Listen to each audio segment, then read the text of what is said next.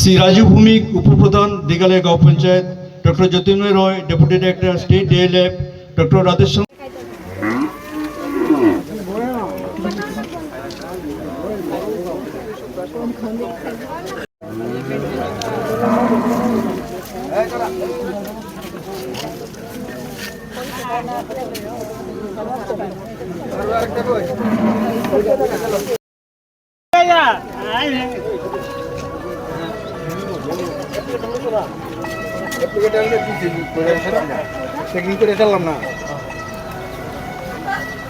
আস্তে আস্তে এক একজনকে বরণ করে নেন আমাদের সম্মানিত অতিথিবৃন্দ। আমাদের রাজ্যেও ছিল মানুষ কিন্তু হাল চাষ করতো গরুর হাল দিয়ে, ঠিক না? স্বাভাবিক কারণে তখন অনেক বেশি গরু থাকতো গ্রামে গঞ্জে সব জায়গায়, কিন্তু এখন গরুর হাল দিয়ে কেউ চাষ করে না, এখন সবাই পাওয়ার টিলার বা ট্র্যাক্টর ইউজ করে।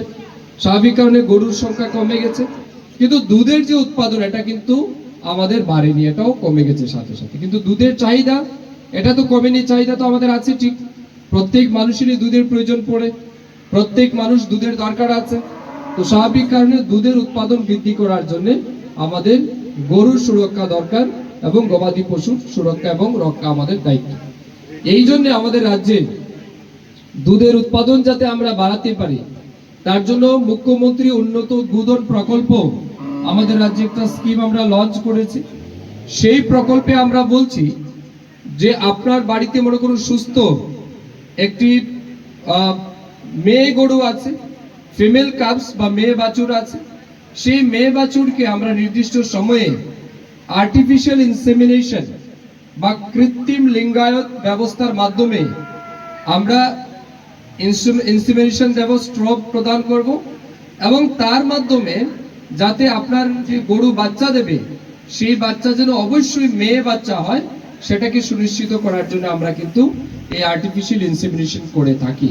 এখানে যারা ডোর স্টেপ ওয়ার্কাররা আছেন তারা ভালো করে জানেন এই যে আর্টিফিশিয়াল ইনসেমিনেশন বা কনভেনশনাল ইনসেমিনেশন আমরা দিচ্ছি, এই দুইটার মূল কারণ হচ্ছে যাতে বেশি বেশি মেয়ে বাছুর জন্ম নেয়, তার জন্য কিন্তু আমরা এই ভ্যাকসিনগুলি দিই বা এই স্ট্রগুলি আমরা দিচ্ছি।